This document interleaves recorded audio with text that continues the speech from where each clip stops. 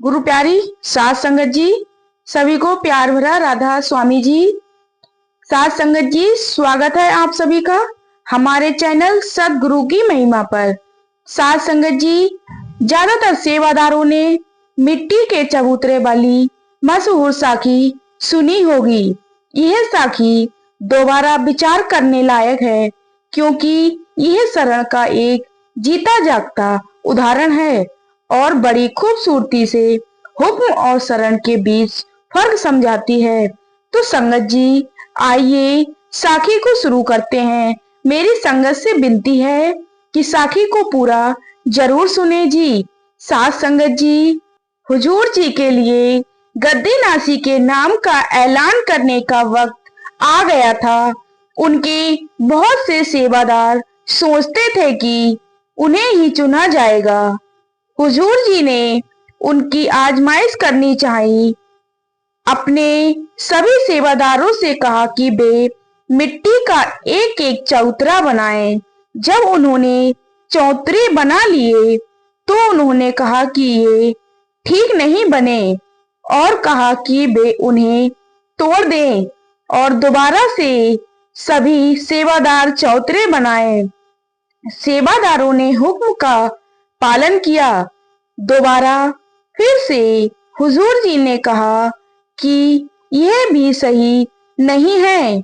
उन्होंने अपने सेवादारों से फिर से इन्हें तोड़ने को कहा और दूसरी जगह पर चौतरी बनाने को कहा।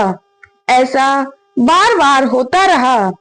सेवादार हर बार चौतरे बनाते और गुरु उन्हें नामंजूर कर देते, दोबारा बनाने के लिए कह देते। इस तरह बार बार चबूतरे बनाने और तोड़ने से हताश होकर कुछ सेवादारों ने सोचा कि हुजूर जी काफी बुजुर्ग हो गए हैं, इसलिए ये सटिया गए हैं। इसलिए वे सेवादार सेवा छोड़कर चले गए। अब थोड़े ही सेवादार बचे थे, लेकिन जब वे नए चौतरे बनाते तो हुजूर जी उन्हें नामंजूर कर देते। एक एक करके वे सभी सेवादार भी चले गए। आखिर में सिर्फ एक ही सेवादार रह गया था, वो भी रामदास। जब रामदास ने गुरु के हुक्म की तामील जारी रखी तो बाकी सेवादारों ने उनका मजाक उड़ाना शुरू कर दिया। वे कहने लगे कि गुरु की तो मति मारी गई है, इसलिए उन्हें खुश करने की कोशिश करना बेवकूफी है। रामदास ने जवाब दिया, भाई, सारी दुनिया अंधी है। अगर कोई देख सकता है तो वह सिर्फ सदगुरु है। सारी दुनिया पागल है, सिर्फ सदगुरु ही है जो समझदार है। इस पर सभी सेवादारों ने कहा कि उसकी और गुरु की दोनों की मति मारी गई है। तभी रामदास ने जवाब दिया, भाई, तुम मेरे बारे में जो भी कहना चाहो तो कह लो।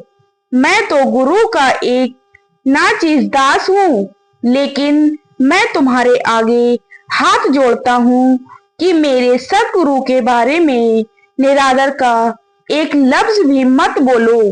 अगर मुझे गुरु के हुक्म के अनुसार सारी उम्र भी चबूतरे बनाने पड़े तो उनकी रहमत से मैं ऐसा करता रहूंगा। रामदास जी बड़े हौसले और खुशी के साथ 70 बार चौतरे बनाए और गिराए। आखिरकार गुरु अमरदास जी ने उनसे कहा, रामदास, अब तुम चबूतरे बनाना बंद कर दो। मैं तुमसे बहुत खुश हूँ। एक तुम ही हो जिसने पूरी श्रद्धा से मेरा हुक्म माना और मेरी रजा के आगे अपने आप को पूरी तरह से सपुर्द कर दिया। यह कहकर हुजूर जी ने उनको गले से लगा लिया और रूहानी दौलत से माला माल कर दिया।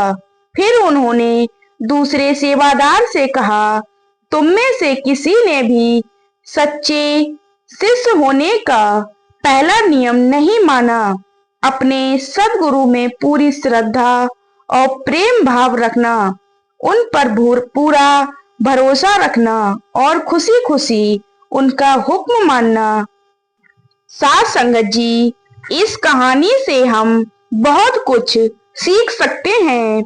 यहाँ सभी सेवादारों को एक ही काम सौंपा गया था, तो शुरू में तो सभी ने उसका पालन बहुत अच्छे से किया, क्योंकि वे गुरु से प्यार करते थे, उनकी इज्जत करते थे और गुरु का हुक्म मानना और गुरु और शिष्य के संबंध का एक अटूट हिस्सा था। लेकिन बाद में उन्होंने चौधरी बनाने बंद क्यों कर दिए? क्योंकि हुक्म मानने की एक सीमा होती है जो हमें बस इतनी दूर ही ले जा सकती है। हुक्म की पालना करते हुए हम वही करते हैं जो हमें कहा जाता है, शरण में रहकर भी हम वही करते हैं जो हमें कहा जाता है। लेकिन दोनों में फर्क है। हुक्म मानना एक करनी है, ऐसी करनी जो कई बार खुदगर्जी से प्रेरित होती है, कभी प्रेम से तो कभी डर से। दूसरे लोगों का डर, लोगों की बातों का डर, सदियों पुराने उसूलों और परंपराओं को तोड़ने का डर, या फिर प्रीतम के नाराज होने का डर। साथ संगत जी, शरण की भावना हुक्म मानने से कहीं आगे है।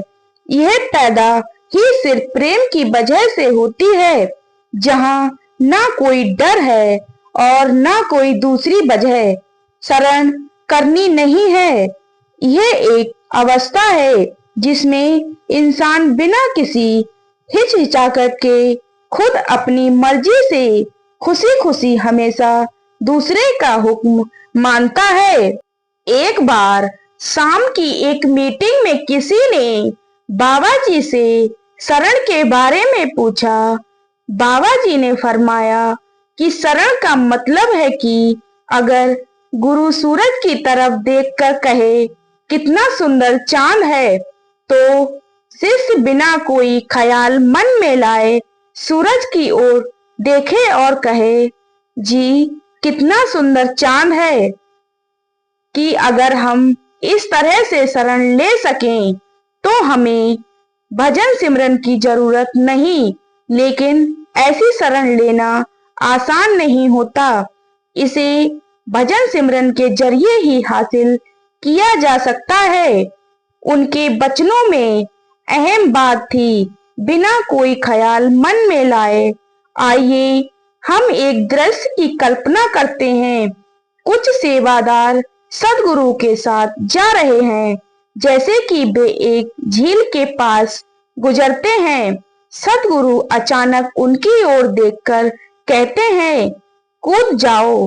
अब उन लोगों के मन में एक के बाद एक ख्यालों का तूफान उठ खड़ा होगा। वे हमें इसमें कूदने के लिए क्यों कह रहे हैं? पानी साफ नहीं लग रहा है, मेरे कपड़े गीले हो जाएंगे।